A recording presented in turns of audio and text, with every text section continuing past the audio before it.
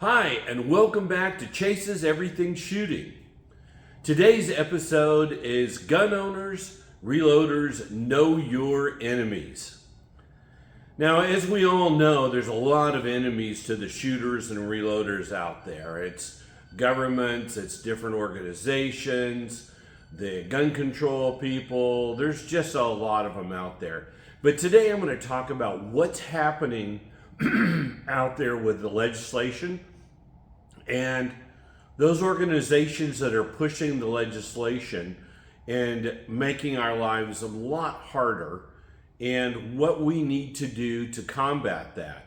And we're going to be going through a lot of different enemies here, but I want you to stay tuned to near the end, because I'm going to go through the whole list of our enemies and what we need to do to make sure that we don't lose our Second Amendment and our right to bear arms. Hi, let's get started.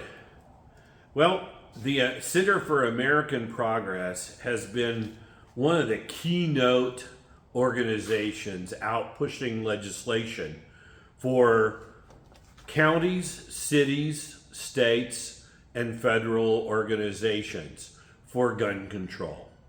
What I'm going to go through their last big release of what they would like to see changed, and then we'll talk about that, and then near the end we'll go through our whole list of our enemies and what we need to do to combat this bad legislation and to keep our 2A rights.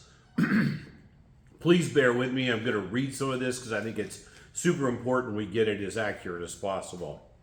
Okay, the number one thing that they want is background checks for ammunition sales. Okay, I get it. We'll go through each one of these bullet points separately. So the next one is require ammunition vendors to become licensed. All right. ATF to report bulk ammunition purchases and increase oversight on online ammunition orders. They also want to fully implement a ban on armor-piercing ammunition. They want to ban high-capacity magazines and 50 cal ammunition.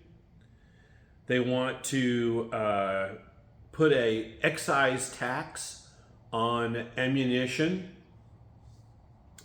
And then they want to go through and stop the use of all lead ammunition on federal conservation lands. Okay? So in a nutshell, that's what they're all about. Well, let's break down and kind of see where things are going and what's happened already.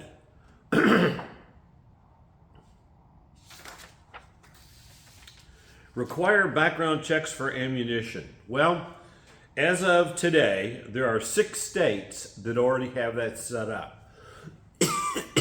Pardon me. California passed the law in 2016. New York passed the law in 2022. New Jersey passed the law in 2022. Connecticut passed the law in 2013. Massachusetts passed the law in 2023. Illinois passed the law in 2021. Requiring a background check for ammunition. I'm going to tell you, I saw this implemented in California, and it was a joke. There was no provision for law enforcement or security or really anybody. It was everybody had to have that. Well, there were many problems with the system, and there were times literally that people couldn't buy ammunition. They were perfect citizens. There wasn't a reason they couldn't buy it, but the system had a problem. The system didn't work properly. We had cops that were put on the no sale list. There was just a lot of different things. So was that a great idea?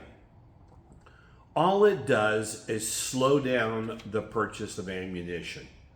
They think it's going to stop it.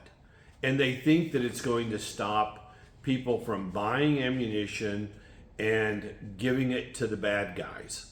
Well, let me tell you, the bad guys are always going to get ammunition. And you know what? We're never going to change that. We're never, ever, ever going to change that because it can't be changed. The people that want to break the law don't care about the law. So why are they even trying to do all of this stuff? It's because the law-abiding citizen is who gets affected. And truly, that's where these people are going. They want the majority of us to go through bad times to be able to buy ammunition and go through all of this.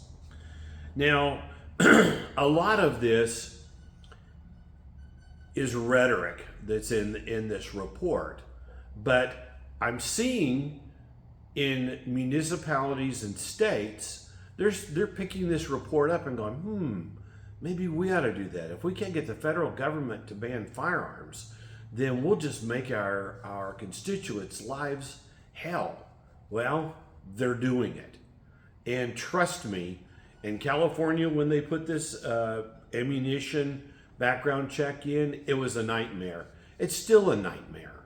And for what? What have we really done other than make it hard for the average American to go out there in California and in whatever state to go out and purchase ammunition? So now let's get to the next one. Require ammunition vendors to become licensed. Well, quite honestly, 99% of them are licensed. They're all FFLs. And this is one of those things where I think they were kind of a little bit misguided when they came out with the report, because truly, there's not a lot here. Now, yes, are there some private sales going on with ammunition? Yes. Are there a lot of them? No, there's not. If you look at the statistics, it's a very super small percentage of sales that aren't being governed by the ATF. So not really important for what we've been doing, but you know what? It's one of those things, it just adds to the list. It sounds good, doesn't it? Sounds really good. Have everybody licensed because that way they'll never do anything wrong. Well, we know that's not the case because there are a lot of licensed people out there in the financial industry and whatever that still bilk customers, and they end up going to jail, but they still get away with, a lot of them get away with it. So licensing doesn't mean a whole lot. So then let's talk about the other question on that is they want to report on bulk ammunition sales. Okay? They want a report from the ATF to the states and to the federal government on bulk ammunition purchases. All right, let's think about that for a second. My question would be is, how many rounds are bulk? Is it 1,000 rounds? Is it 500 rounds? Is it 10,000 rounds? Is it 50,000 rounds? How many rounds will designate as a bulk purchase? Now, I know a lot of you out there are probably sitting on 5,000 or 10,000 rounds of different size ammunition. And quite honestly, I think that's probably a pretty good average out there. Maybe a little bit less now that we've had some ammunition issues getting it, but I think that's probably pretty close to being an average. So does that put us all at risk for the ATF to go, hey, this person has 10,000 rounds? You know what? I don't see it. I don't see that that's an issue.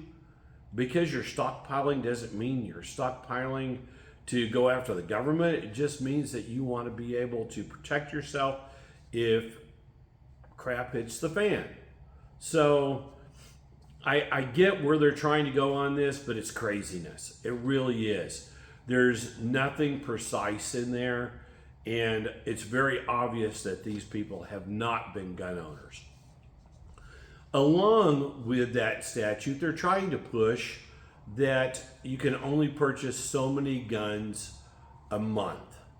And if you purchase more than 5 guns a month, then you go on a list. Now, in certain states, there is already that type of registration going on because they want to make sure the cartels aren't purchasing firearms.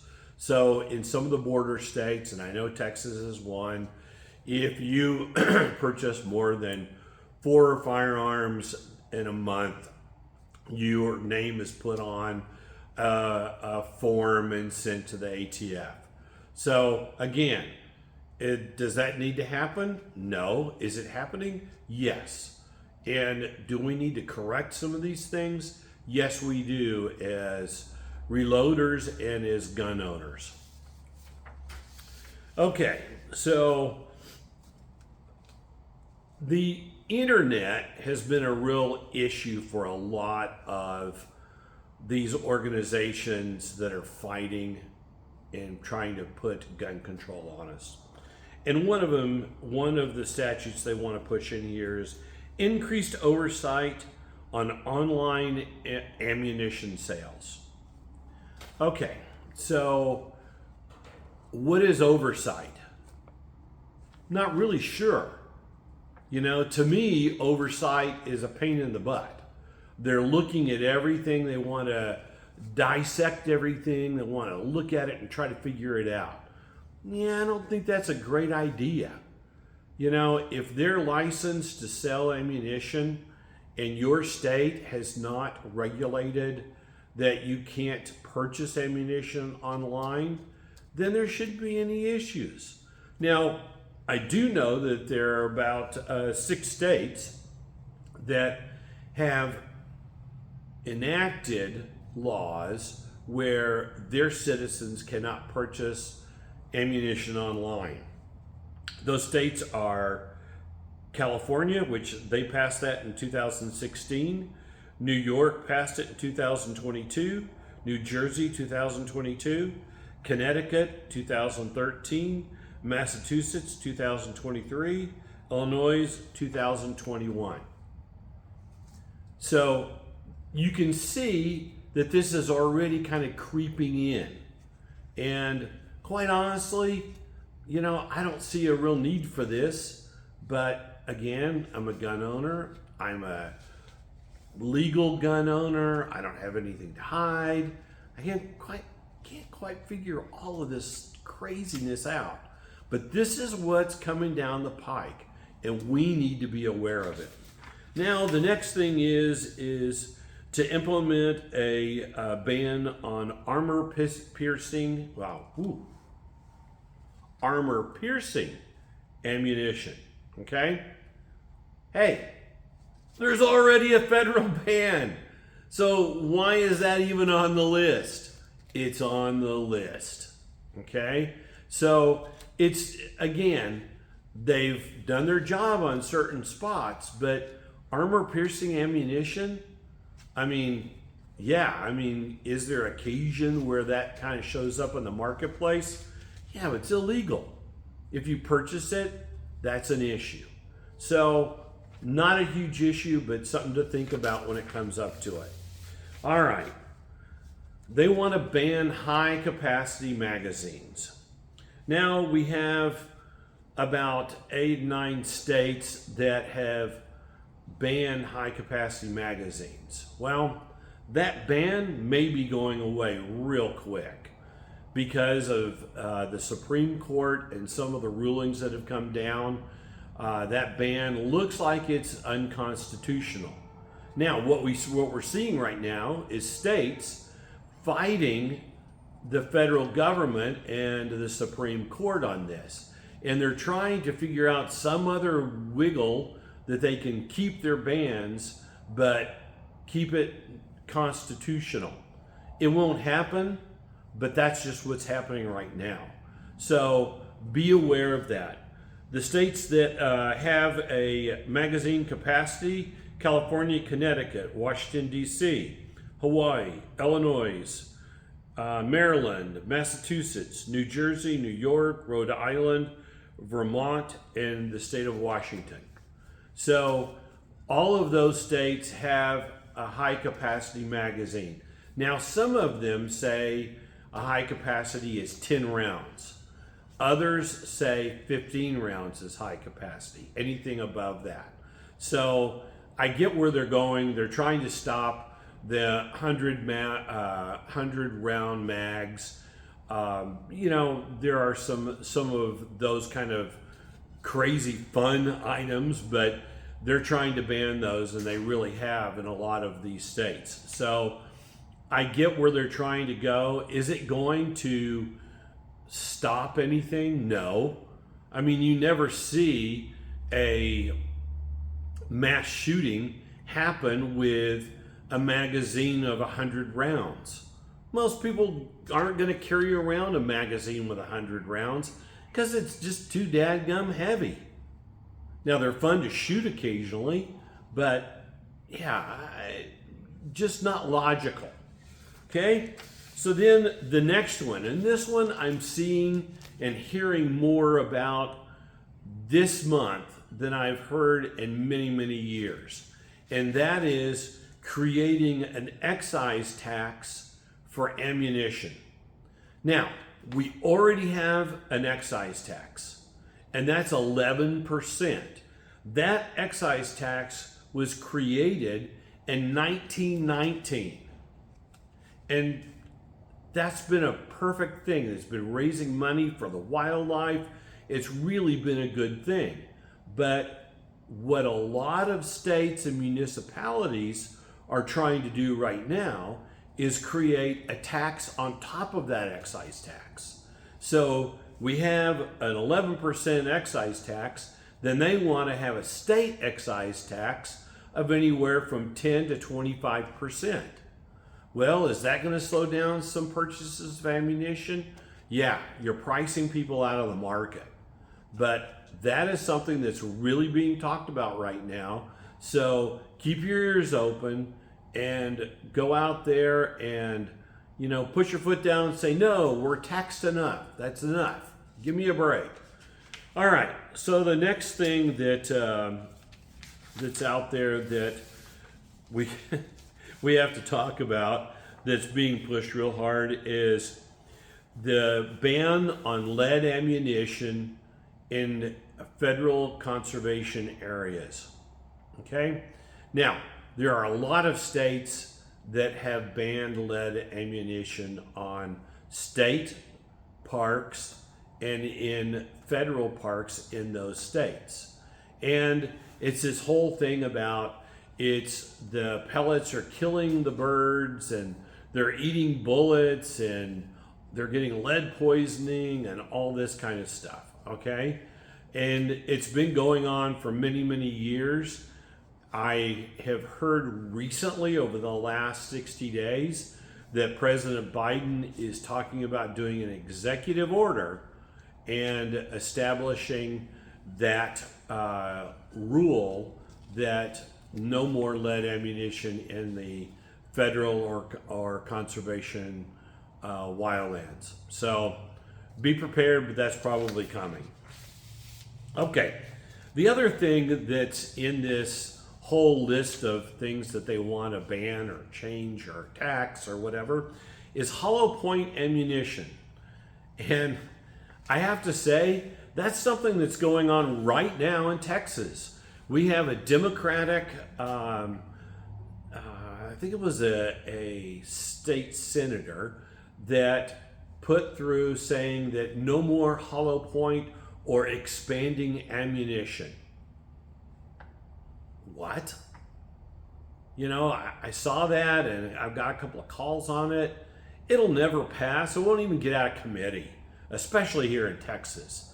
But what I'm bringing up is yes, it is happening, and the Democrats are going through and looking at these and saying, hey, these are great ideas. We should start proposing them. And they are. If you look at a lot of the legislatures, there's a lot of this information that's coming from the Center for American Progress, and that's coming out as legislation. We need to stop this. We need to stop that. So it is happening, and so just watch it. But, you know, I looked at the Hollow Point thing, and are there some municipalities that have put laws in that in their city or county you can't use hollow point ammunition? Yes, there are. San Francisco is one. As a concealed carrier, when I went to San Francisco, I had to change all my ammunition out to non-hollow points because that was a Class A misdemeanor, and I didn't want to go through any hassles if something were to happen. And they're already gun and ammo crazy up there anyway. So that is one of the things that's definitely happening. The other thing that they're starting to push a little bit on is tracer rounds. Now, I do know in some states tracer rounds are legal. Well, let me put it this way. People have them. Some states have said they don't like them. It's a fire hazard. It's this or that. I get it. I totally get it. But you know what? Is that the hill we want to lose all of our rights over? No, probably not for me. Tracer rounds aren't that super important to me. But you know what? We start losing one, we lose two, we lose three, we lose four, we lose them all. So we have to kind of put a fight up and say, hey, this is enough. We're not going to play this anymore. Okay, now the other thing that these organizations, and Brady is doing it also, along with the center, is they want to regulate reloading ammunition.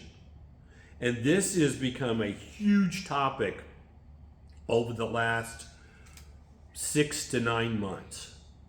And they're saying, well, we can't control what these people are making, and it's a danger to everyone. Well, their goal is to have a background check to buy gunpowder, to buy primers, to buy bullets, and to buy cases. A background check for each one of those items. Now, do we want that as a reloader? No, I think it's ridiculous. Am I making weird ammunition? Am I selling ammunition? No. I would say 99.99% of all the reloaders out there, they're not making ammunition to sell. They're making ammunition to shoot themselves. A lot of them are competitive shooters, and they want to make sure the round that they're shooting is the same round every time. And I get that. But this is still a huge push that's coming down the pike. Now, again, for reloaders, here's another big thing that they want to do. They want to limit the amount of gunpowder and primers that you can buy, and they want to limit the amount of gunpowder and primers that you can house, that you can keep in your inventory. Now, I've heard 1 pound, I've heard 4 pounds, I've heard 8 pounds, I've heard 1,000 primers, I've heard 500 primers. There's a lot going on out there and a lot of talk about this. I don't know why we're even talking about primers, because you can't find a primer to save your life. But it is a topic. So be aware of what's going on with this. And you know what? Part of this is just the gun control nuts pushing. But they're winning. And they're winning in a lot of states. And other states look at those states and they go, well, they could get away with it. We can do that. So let's talk about the enemies that we really need to be aware of. Our enemies. Let's talk about it.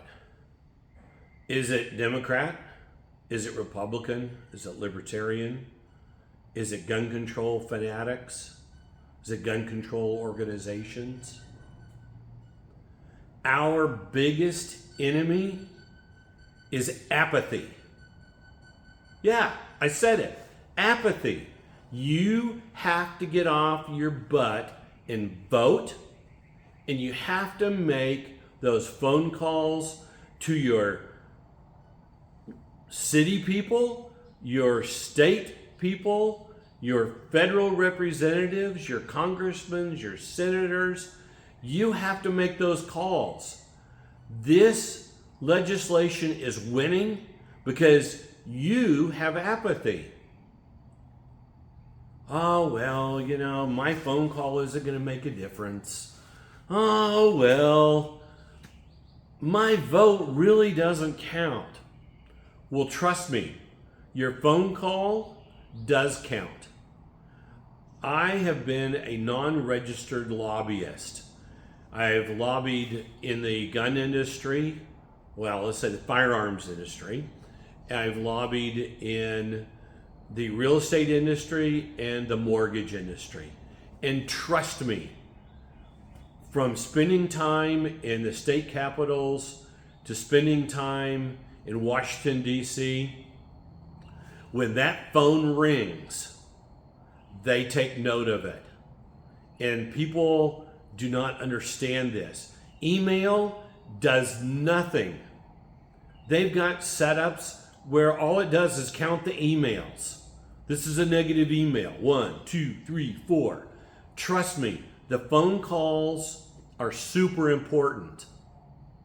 The staffers have to answer your phone call, and they have to write down a synopsis of what you say. So make that phone call. The Democrats definitely have been coming after our gun rights. Pardon me. And that's just been their nature. The Republicans, well, we got some rhinos out there, Republican in name only, but we've got some Republicans out there that are afraid of what's going on. And so they're voting with the Democrats to put some of these laws into effect. Then we have the people that are neutral, okay? They don't go Republican, they don't go Democrat, they really don't want to name themselves, they just are in the middle. All of us have a responsibility to our nation and to our shooting industry to make sure that we pick the phone up and tell our state and federal representatives, no, we don't like that, and if you do this, we're going to vote you out. And that's what we have to do. We have to do this. It doesn't make any difference, Republican, Democrat, Independent, in the middle, left, right. It doesn't make any difference. We have control over what happens in our government by our voting and by picking up the phone. And you know what? So many of those people in Washington, D.C., they don't worry about what we think because their phone doesn't ring off the hook. Who wins there? The lobbyist who walks in the door and says, this is what we think you need to do, and there's a million people behind us on this. But when the phone rings and it's your constituents and they're calling saying, hell no, we're done, they're going to finally figure it out. So we don't need to be rebels. We need to be smart. We need to pick up the phone and we need to listen. Go to your favorite YouTuber and listen to what legislation is being proposed and pick up the phone.